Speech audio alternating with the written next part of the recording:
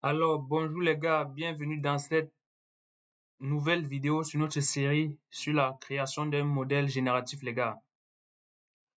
Alors les gars, dans la précédente vidéo, nous avons vu comment charger notre dataset et faire quelques visualisations, les gars. C'est une étape préliminaire, les gars, pour pouvoir avoir une vue globale sur notre jeu de données, les gars. Maintenant, aujourd'hui, nous allons mettre en place notre pipeline, les gars. Donc, nous allons commencer par créer notre générateur, les gars. Ok, les gars. Sans plus tarder, passons tout droit au but, les gars. Pour commencer, les gars, on va d'abord créer une fonction.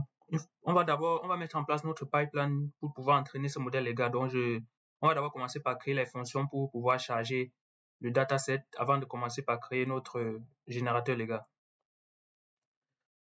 Donc, créons une fonction comme ça qui va charger le dataset. Appelons-le comme ça, load data.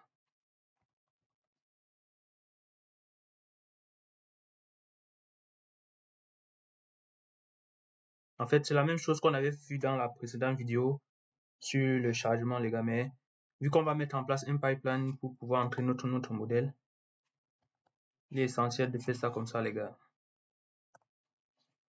Alors moi, mon data se trouve à data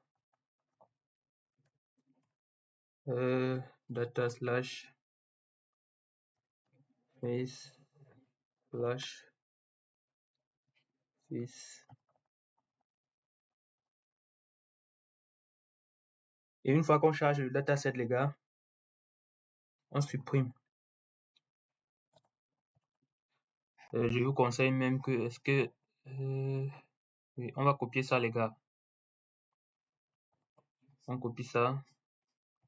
Ça, c'est juste ce qu'on avait vu la dernière fois, les gars. Donc, maintenant, on veut le mettre sur une fonction, les gars. Voilà. Là, on supprime la catégorie. Et là, on convertit en NumPy et on reshape pour pouvoir obtenir un tenseur, les gars. Et aussi, les gars, pour pouvoir, vu que dans notre réseau de neurones, on va utiliser une fonction d'activation de type tangente, les gars. On va utiliser une fonction d'activation de type tangente, vu que cette fonction d'activation, il faut les valeurs comprises entre -1 et 1, les gars. Donc, on va devoir faire une normalisation de nos données pour pouvoir être compris entre -1 et 1.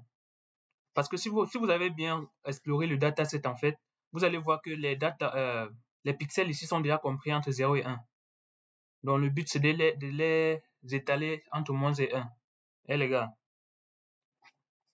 Donc, on va essayer de normaliser nos data, nos pixels, pour qu'ils soient compris entre -1 et 1, les gars. Bon, tout ça, c'est pour que la fonction d'activation qu'on va utiliser plus tard puisse avoir des valeurs comprises entre -1 et 1, les gars. Donc, on va faire xtrain comme ça. Bon, vu que nos valeurs sont comprises entre 0 et 1, on va juste convertir de façon simple comme ça, les gars. Donc, on va diviser par 0,5. Et dès qu'on divise par 0,5, comme ça, on soustrait 1.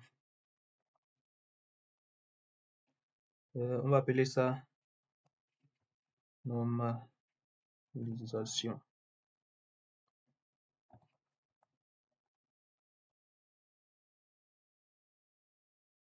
Entre -1. Et les gars, si vous avez remarqué, par exemple, on sait que nos pixels sont déjà compris entre 0 et 1, les gars. Ici, c'est pour dire si le pixel vaut 1. Si le pixel vaut 1, les gars, ici, ça va faire 2. Parce que ça va faire 1 fois 2. Parce que ici, en fait, ça va faire 1 sur 1 demi. 1 sur 1 demi, c'est encore 2, les gars. C'est encore 1 fois 2. Moins 1. Donc, 1 moins 1, ça fait 2 moins 1, ça fait 1, les gars. Si le pixel vaut 0, ça va faire moins 1. Vous voyez, les gars, donc ça va étirer nos valeurs sur -1 et 1. Je sais que c'est simple à comprendre, les gars. Et là, dès qu'on a normalisé ça, on retourne xtrain. Pourquoi j'ai même appelé ça xtrain? J'aurais même dû appeler ça data, tout simplement. Mais bon, c'est pas grave. On retourne xtrain, les gars. Donc là, voici la fonction qui sera dans notre pipeline qui permettra de charger le dataset correctement et de normaliser les valeurs entre moins et 1, les gars. Maintenant, nous pouvons passer à la construction de notre générateur, les gars. Donc, mettons un petit commentaire ici. Mettons géné. Bon, c'est pas grave. Générateur.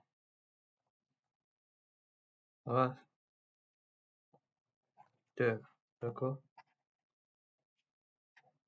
Donc, on va le mettre aussi dans une fonction, les gars.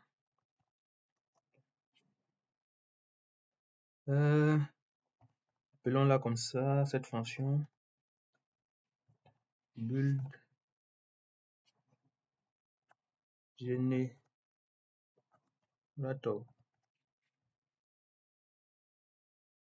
Alors les gars, c'est ici qu'on commence à construire notre premier réseau de neurones générateur, les gars. Son objectif sera de prendre une image, de générer une image. Je vais appeler ça de générer un bruit, les gars. Donc à partir d'un bruit et de générer une image qui sera, on peut dire, réaliste. Donc à partir d'un bruit, les gars. Et ce bruit, c'est un vecteur, les gars. Donc on va créer notre modèle. Bon, pour que ce soit plus visible, je pars à la ligne comme ça. Modèle. Ah, modèle. Donc on va utiliser Tensor. On va utiliser un modèle séquentiel, les gars, de TensorFlow. On va faire TF. J'avais déjà importé TensorFlow tout à l'heure dans la vidéo précédente. Donc les gars, pour vous rappeler, voici les librairies qu'on avait importées dans la vidéo précédente, les gars. Donc c'est pas, ça vaut pas la peine de les réimporter encore. Donc c'était TF comme ça.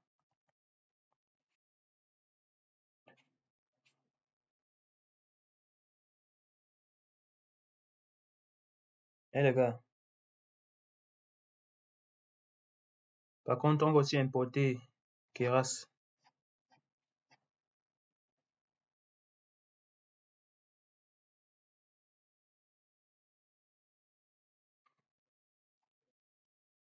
Et les gars,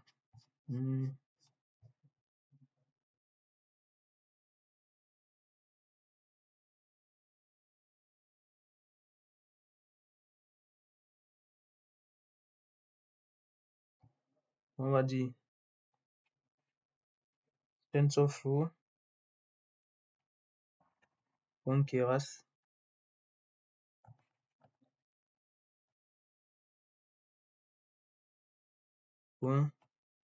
séquentiel, je crois. Séquentiel.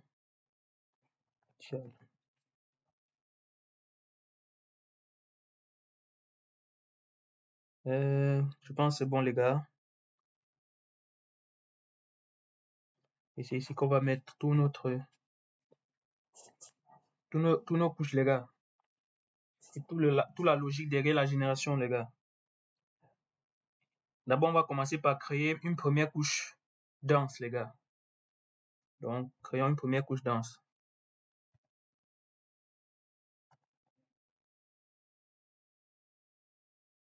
Donc, les layers, point dense.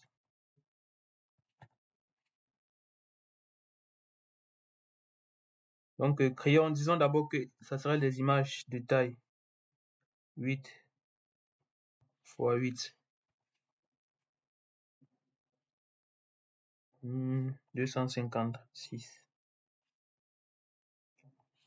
On peut dire, les gars, vu qu'il va recevoir un vecteur d'image en entrée, les gars, du coup, il va devoir faire, si par, imaginons ce vecteur c'est un bruit c'est un vecteur de taille 100.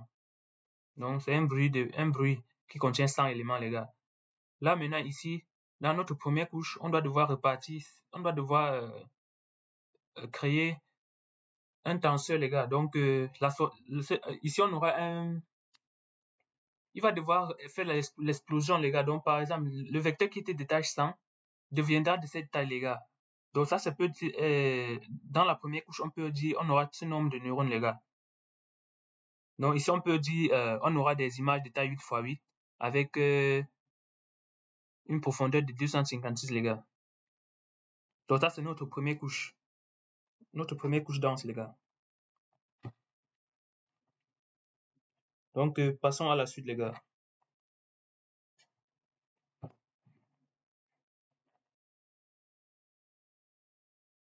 Et là, dans notre première couche,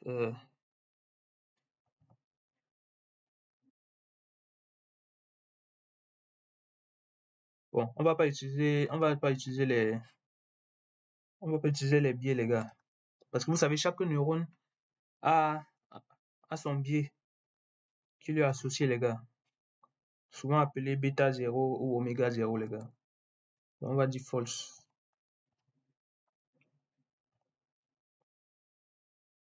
Maintenant, on a dit input shape.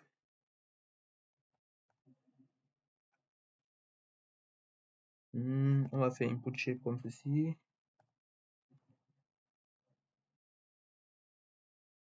On a dit, on va lui passer un bruit, les gars. Le bruit sera de taille 100.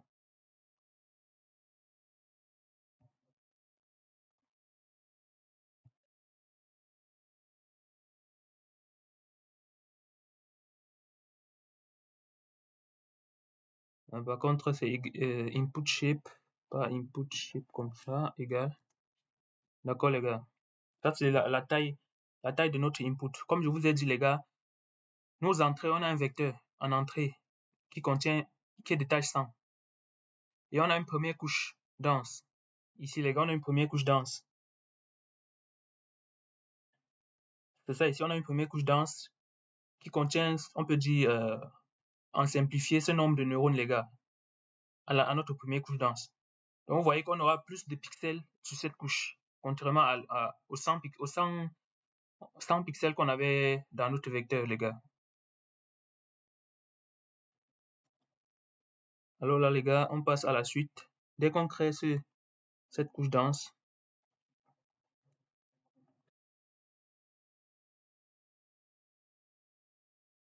pour éviter le surapprentissage, les gars, on va utiliser batch normalisation, je crois.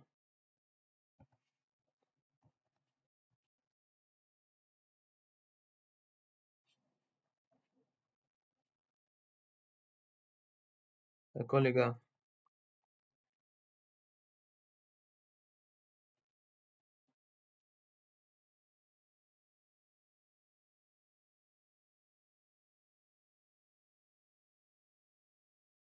Maintenant, on passe la fonction d'activation, les gars. On va utiliser la fonction relue, les gars.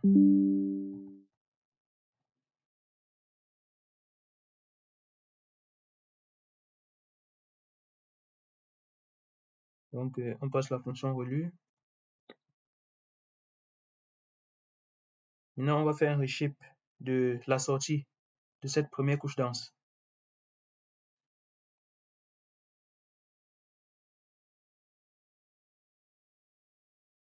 Par contre, en majuscule, je crois.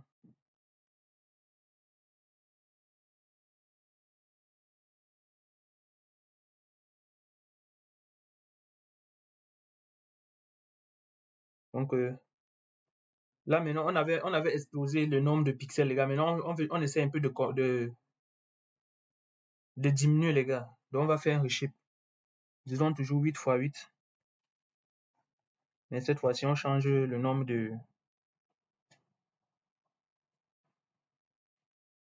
On reshape ça pour obtenir pour obtenir un tenseur, les gars. On met 250. On va mettre 256 comme en haut là. Là, on reshape pour obtenir une image en sortie. Ça, c'est la première image qu'on a en sortie de cette couche dense, les gars. Et là, maintenant, on fait une convolution, les gars. On va faire une convolution transpose. Le but de la convolution transpose permet de... Vous allez voir, les gars.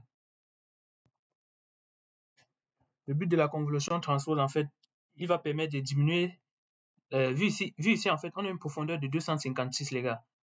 Avec la convolution transpose, il va non seulement permettre d'augmenter la taille de cette image, comme c'est 8 x 8, mais on peut aussi diminuer la profondeur, les gars. Donc, convolution transpose nous permet d'augmenter la taille de l'image qui est en sortie. Donc, on va faire layout comme ça, on va faire conf 2D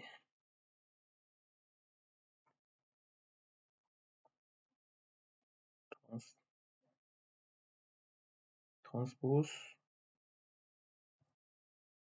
Là, cette fois-ci, maintenant, on dit, on lui passe ça en 28.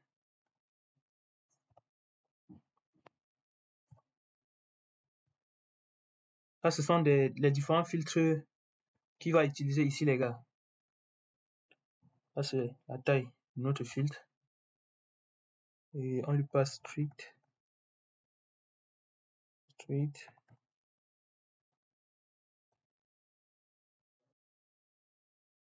Ici, ça veut dire qu'il va doubler la taille de notre image, les gars. Donc, comme c'était 8 x 8 ici, notre image sera maintenant 16 x 16. Et c'est le nombre de filtres qu'on aura à cette couche. Ça, c'est une nouvelle couche, les gars. Ça, c'est le nombre de filtres qu'on aura ici. Donc, on lui passe padding.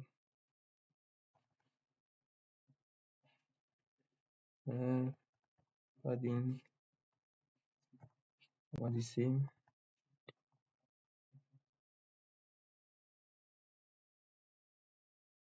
Et même, on va pas utiliser le biais, les gars.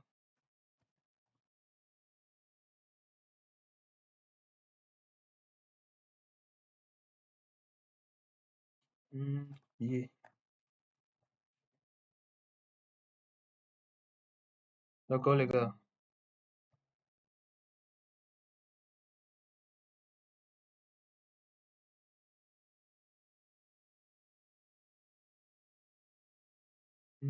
Tout est bien. On a bien une virgule ici.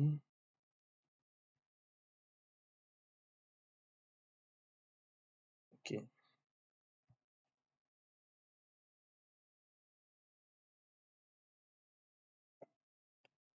Là, on va refaire la même chose. On va encore utiliser le batch nom et la fonction d'activation sur cette nouvelle couche, les gars. D'accord, les gars, on va toujours utiliser la fonction d'activation relue. Donc, on peut copier juste ces 3 lignes.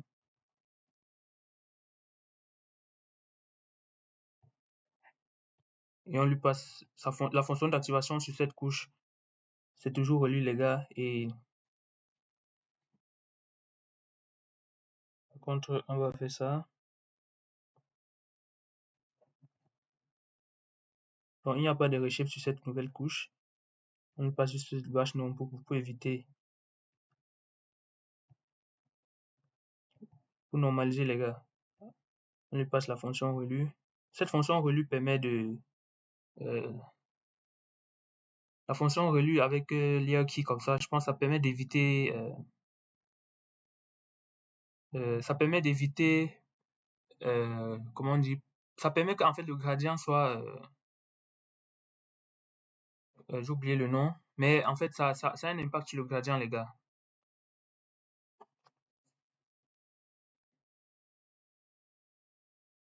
Donc là, on a fait une première convolution transpose. On va refaire une deuxième pour pouvoir, pour le moment, cette couche, à la sortie de cette couche, on a des images de taille 16 x 16, les gars. Oh, nous, on veut des images de taille 32 x 32. Non, on veut les images de taille 64 x 64, les gars. Donc, on a 16 x 16. On peut passer à 64 et jusqu'à 32, les gars. Donc, on va refaire exactement la même chose. Comme ça, copions ça. Comme ça. Par contre, ici, le nombre de filtres, on va passer moins de filtres. On va passer 64 filtres. On va mettre la même taille pour les filtres ici. Exactement la même chose, les gars.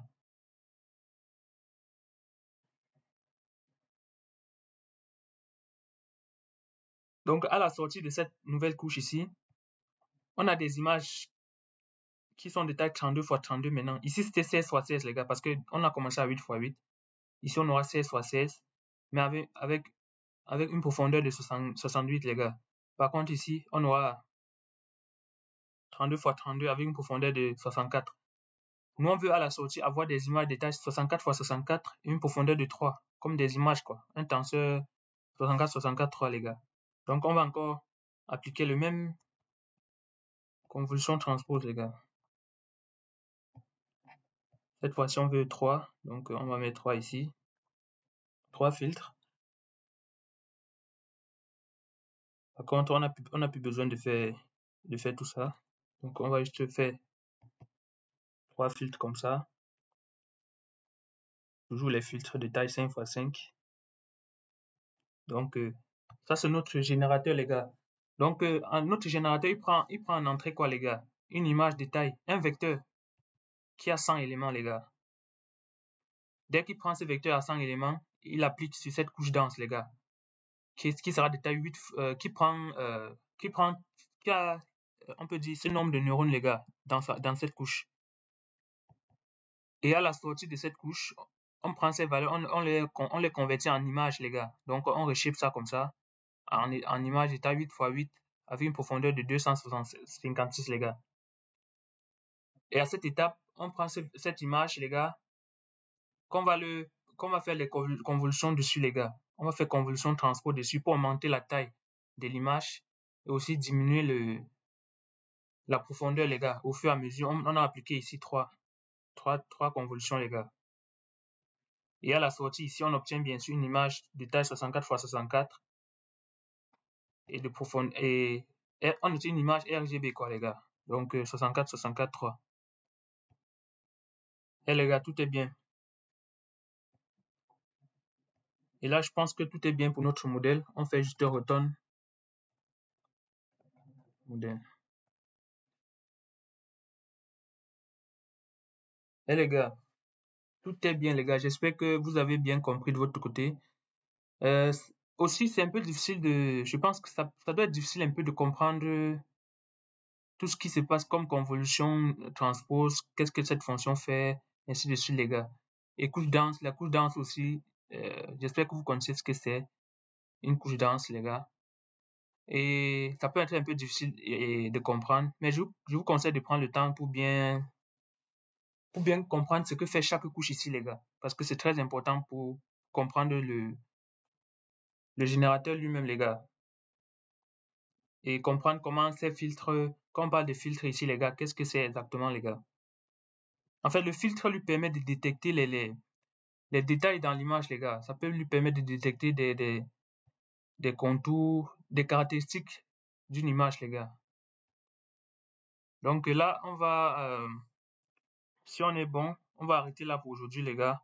Donc aujourd'hui, nous avons vu comment charger notre dataset et normaliser les valeurs. Puis, on a vu comment construire un générateur, les gars. Donc, d'ici là, les gars, on va arrêter là aujourd'hui. J'enregistre. D'ici là, portez-vous bien. Et à très bientôt, les gars. Dans la suite, on va voir maintenant comment on peut maintenant construire le discriminant. Aussi, on va voir comment utiliser les fonctions, quelles fonctions coût nous allons utiliser, les gars. Donc, d'ici là, portez-vous bien et à très bientôt pour de nouvelles vidéos, les gars. Ciao, ciao.